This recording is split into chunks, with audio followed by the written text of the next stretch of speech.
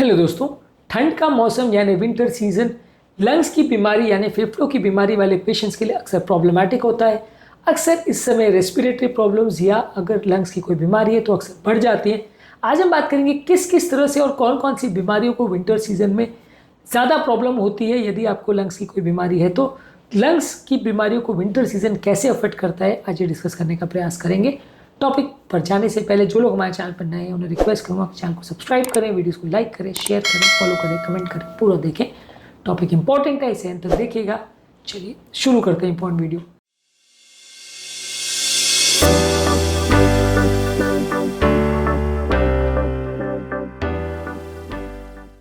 सबसे पहले आपको समझने की आवश्यकता है कि अगर आपको कोई क्रॉनिक रेस्पिरेटरी कंडीशन है जैसे कि अस्थमा या क्रॉनिक ऑब्स्ट्रक्टिव पल्मोनरी डिजीज, ये सारी चीज़ों में वीजिंग, सांस फूलने का प्रॉब्लम और खांसी का प्रॉब्लम ठंड के टाइम ज़्यादा होता है, क्योंकि ठंड की वजह से कोल्ड एयर जो है आपकी श्वास की नलियों को इरिटेट करती है, जिसकी वजह से नलियाँ ज़्यादा सिकुड़ती है, ब्रोंकोस्पाज्म ज़्यादा होता है, जिसकी वजह से अस्थमा के अटैक ज़्यादा होते हैं। इसके अलावा ठंड के टाइम आपको एयर पोल्यूशन भी ज़्यादा देखने को मिलता है। वातावरण में मौजूद कार्बन डाइऑक्साइड या दूषित हवा जल्दी रिलीज़ नहीं हो पाती ठंड की वजह से, और उसकी वजह से वो काफ़ी ग्राउंड सरफेस पर बैठी रहती है, जिसे स्मॉग कहते हैं अक्सर। तो ऐसे टाइम पे ज़्यादा फ्रीक्वेंट फ्लेयरअप्स होते हैं अस्थमा के या ऑब्स्ट्रक्टिव एयरवे डिजीज वाले पेशेंट्स के लिए, और उनको कई बार हॉस्पिटलाइज करने की ज़्यादा बार ज़रूरत पड़ती है। इसके अलावा श्वास के इन्फेक्शंस भी ज़्यादा होते हैं।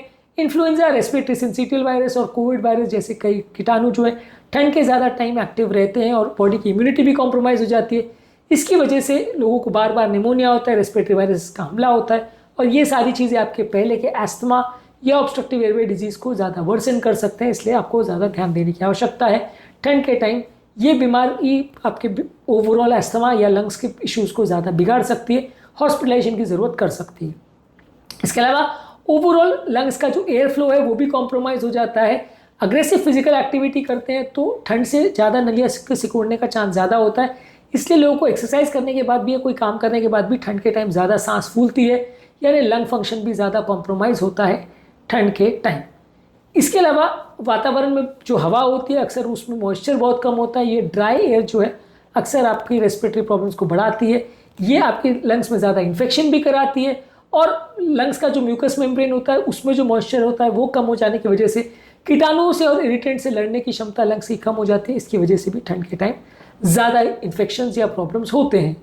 इसके अलावा ओवरऑल घर की जो एयर क्वालिटी है वो भी कॉम्प्रोमाइज़ हो जाती है। स्मोक की वजह से, डस्ट की वजह से, पॉलन ग्रेन की वजह से ये आपकी अलग अलग तरह की बीमारियों को खड़ा कर सकता है। इसलिए ठंड के टाइम इंडोर यानी घर का एयर क्वालिटी भी कॉम्प्रोमाइज़ होता है, और बाहर का एयर क्वालिटी भी कॉम्प्रोमाइज़ हो जाता है, क्योंकि पार्टिकुलेट मैटर बाहर बहुत ज़्यादा रहते हैं जो कि लंग्स को ज़्यादा इरिटेट करते हैं। इसके अलावा कुछ स्पेसिफिक बीमारियां जैसे इंटरस्टिशियल लंग डिजीज वाले पेशेंट में ब्रेथलेसनेस और खांसी ज़्यादा होगी। पल्मोनरी हाइपरटेंशन वाले पेशेंट्स में पल्मोनरी प्रेशर ज़्यादा बढ़ जाते हैं। ठंड के टाइम इन्फेक्शन भी ज़्यादा होते हैं, इसलिए पल्मोनरी आर्टरी प्रेशर बढ़ जाते हैं, हार्ट फेलियर का चांस भी बढ़ जाता है। इसके अलावा ब्रोंकिक्टेसिस वाले पेशेंट में कई बार म्यूकोस प्रोडक्शन ज़्यादा बढ़ जाता है ठंड के रिस्पॉन्स में, जिसकी वजह से बार बार इन्फेक्शन होते हैं, तो ब्रोंकिक्टेसिस के पेशेंट्स भी ज़्यादा बिगड़ जाते हैं।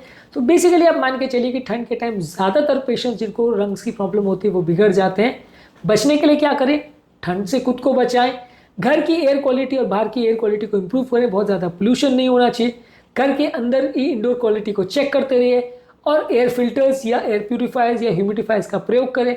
इसके अलावा वैक्सीनेशन करिए ताकि ठंड के टाइम ज़्यादा इन्फेक्शन नहीं हो। अपनी इम्यूनिटी को बढ़ाने के लिए स्टेप्स लीजिए। इम्यूनिटी बढ़ाने के लिए क्या क्या कर सकते हैं उस पर ऑलरेडी हमने वीडियोस किए हैं। हाइड्रेशन या ह्यूमिडिफायर का ध्यान रखिए। हाइड्रेशन के लिए मतलब है कि आपको बहुत ज़्यादा मात्रा में पानी पीना है, ताकि आपका बॉडी डिहाइड्रेट नहीं हो और म्यूकस मेम्ब्रेन्स में प्रॉपर जो मॉइस्चर है वो मेंटेन रहे। और घर के अंदर ह्यूमिडिफायर का प्रयोग करते हैं तो वातावरण में जो हवा है वो ड्राई नहीं होती, जिसकी वजह से आपको लंग्स में इरिटेशन नहीं होता, प्रॉब्लम नहीं होती। तो यदि आप अफोर्ड कर सकते हैं तो घर में एयर प्यूरीफायर और ह्यूमिडिफायर का प्रयोग कर सकते हैं। इसके अलावा कुछ मेडिसिन का भी प्रयोग कर सकते हैं जो कि आपके अस्थमा के अटैक्स और प्रॉब्लम्स को कम कर सकता है। तो ये सारे मेडिसिन को यूज़ करने से आपके ओवरऑल अस्थमा का प्रॉब्लम कम हो सकता है, और फ्रीक्वेंट इन्फेक्शन जो ठंड के टाइम ज़्यादा होते हैं वो कम हो सकते हैं। तो ये सारी चीज़ों को आपको ध्यान रखना चाहिए यदि ठंड का मौसम है, क्योंकि ठंड का मौसम अस्थमा या लंग डिजीज़ वाले पेशेंट्स के लिए अक्सर ज़्यादा प्रॉब्लमेटिक होता है। आज के टॉपिक में हमने बात करी कि ठंड का मौसम लंग्स की कौन कौन सी प्रॉब्लम्स को बढ़ाता है और क्यों, क्या क्या इंपॉर्टेंट इश्यूज़ होते हैं और कौन कौन सी बीमारियों के इश्यूज़ बढ़ जाते हैं ठंड के टाइम। शॉर्ट में हमने ये भी डिस्कस किया कि इसको प्रिवेंट कैसे करें। हालांकि प्रिवेंटिव एस्पेक्ट को डिटेल में हमने एक अलग वीडियो में डिस्कस किया है। उम्मीद करूँगा कि आज के टॉपिक में कुछ नई बातें जानने को मिली होगी। जो लोग हमारे चैनल पर नए हैं उन्हें रिक्वेस्ट करूँगा कि चैनल को सब्सक्राइब करें, वीडियोज़ को लाइक करें, शेयर करें, फॉलो करें, कमेंट करें, पूरा देखें।